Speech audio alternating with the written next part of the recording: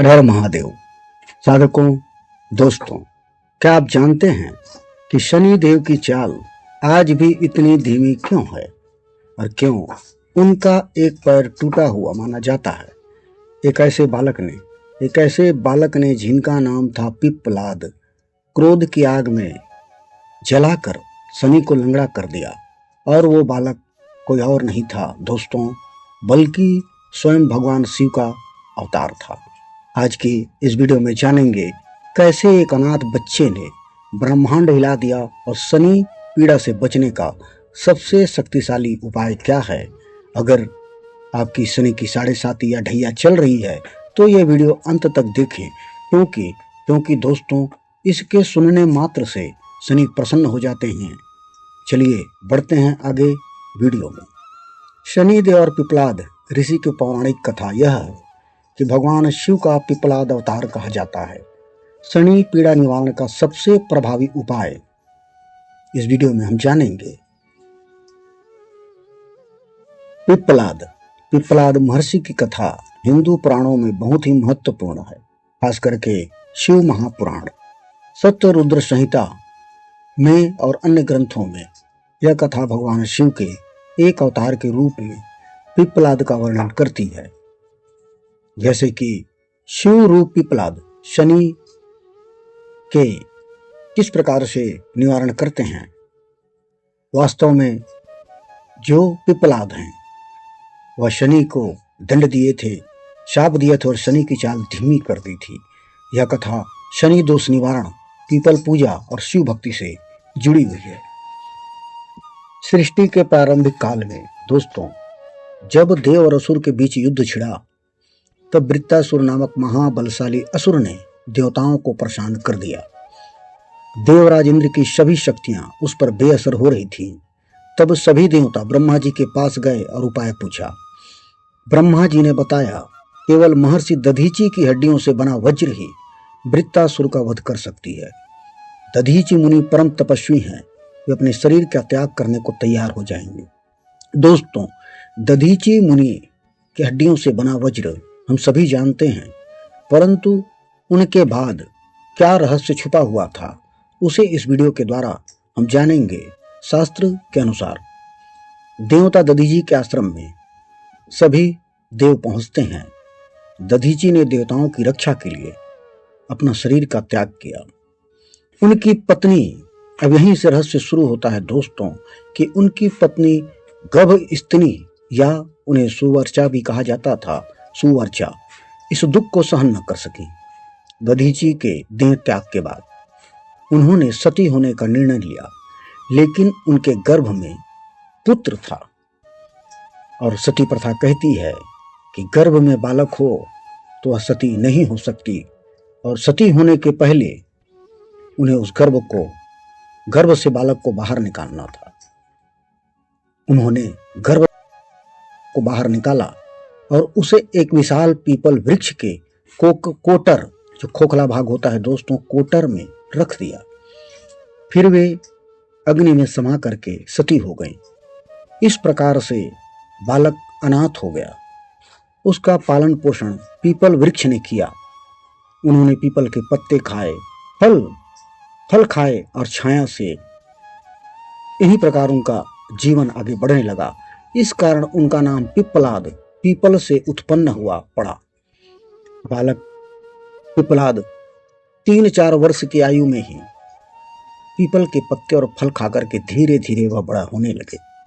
वह अकेला था, लेकिन उसकी तपोबल से आभा चमक रही थी, क्योंकि वह शिव के अवतार थे। एक दिन देवर्षि नारद वहां से गुजरे। उन्होंने बालक को देखा और पूछा, बालक तुम कौन हो? तुम्हारे माता पिता कहाँ हैं? बालक ने जवाब दिया, मैं नहीं जानता, मैं यहीं पीपल के नीचे पला हूं। नारद जी ने ध्यान लगाया और सारी कथा जान ली। उन्होंने बताया, तुम महादानी महर्षि दधीची के पुत्र हो। तुम्हारे पिता ने देवताओं के लिए अपनी हड्डियां दान की, जिससे वज्र बना और वृत्तासुर माना गया, और आज भी इंद्र उस वज्र को धारण करता है। और तुम्हारी माता ने सती होकर तुम्हें पीपल में छिपाया। तुम्हारे पिता की अकाल मृत्यु शनि की महादशा के कारण हुई और तुम पर भी शनि की दृष्टि से इसलिए इतना कष्ट हुआ। साधकों, अब आप इस रहस्य को जानेंगे कि दधीची के ऊपर शनि की महादशा थी, जिसके कारण उसकी अकाल मृत्यु हुई, और बालक पर भी शनि की दृष्टि थी, इसलिए जन्म के बाद उसे इतना कष्ट हुआ। यह सुनकर के पिपलाद का हृदय क्रोध से भर गया। इतनी बातें सुनकर के वह बोले, शनि ने मेरे माता पिता का विनाश किया है, मैं इसे क्षमा नहीं करूंगा। नारद ने उसे नाम दिया पिप्पलाद और आध्यात्मिक दीक्षा की। पिप्पलाद के गुरु नारद थे बने और उन्होंने उन्हें ज्ञान दिया। पिप्पलाद ने ब्रह्मा जी की घोर तपस्या की। वर्षों तक उन्होंने कठोर तप किया, केवल पीपल के पत्ते खाकर, एक पैर पर खड़े होकर। अंत में ब्रह्मा जी प्रसन्न हुए और वर मांगने को कहा। पिप्पलाद ने कहा, हे ब्रह्मा, मुझे ऐसी शक्ति दो कि मेरी दृष्टि मात्र से कोई भी वस्तु भस्म हो जाए। ब्रह्मा जी ने वरदान दे दिया, लेकिन चेतावनी भी दी कि यह शक्ति क्रोध में मत प्रयोग करना। वर मिलते ही पिप्पलाद ने शनि का आह्वान किया। शनि उनके सामने प्रकट हुए। पिप्पलाद ने क्रोधित होकर अपनी मारक दृष्टि डाली और शनि का शरीर जलने लगा। शनि का शरीर जल गया दोस्तों, जलने लगा। ब्रह्मांड में हाहाकार मच गया। सूर्यदेव, शनि के पिता, दौड़ के आए, लेकिन कुछ न कर सके। सभी देवता ब्रह्मा के पास गए। ब्रह्मा जी पिप्पलाद के पास पहुंचे और विनती की कि पुत्र, क्रोध छोड़ो। शनि पूर्व जन्म के कर्मों का फल देते हैं, क्रोध से उन्हें दंड मत दो। पिप्पलाद नहीं माने। तब ब्रह्मा जी ने कहा, एक वर के बदले 2 वर मांग लो, मैं तुम्हें दूंगा, परंतु शनि को क्षमा कर दो। पिप्पलाद ने तब 2 वर मांगे दोस्तों की जन्म से 16 वर्ष तक, कुछ कथाओं में 5 या 12 वर्ष तक कहा गया है, लेकिन शास्त्र में कहा है कि जन्म से 16 वर्ष तक किसी भी बालक पर शनि की दृष्टि न पड़े, ताकि कोई बालक मेरे जैसा अनाथ न हो। और दूसरा वर उन्होंने मांगा कि जो भी व्यक्ति सूर्योदय से पहले पीपल वृक्ष पर जल अर्पित करेगा, उस पर शनि का प्रकोप नहीं होगा। दोस्तों, इस बात को याद रखिए कि जो व्यक्ति सूर्योदय से पहले पीपल वृक्ष पर जल डालता है, उस पर शनि का प्रकोप नहीं होता है। ब्रह्मा जी ने कहा, तथास्तु। तब पिप्पलाद ने शनि को अपने ब्रह्मदंड से पैरों पर प्रहार किया, क्रोधित होकर के, और शनि का एक पैर टूट गया। जलने के कारण शरीर काला पड़ गया और वे लंगड़ाकर चलने लगे। तभी से शनि का नाम शनैश्चर पड़ा। शनैश्चर का मतलब जो शनैः धीरे धीरे चलता हो। और शनि दुखी होकर के शिव को पुकारने लगे, हे महादेव, भोलेनाथ।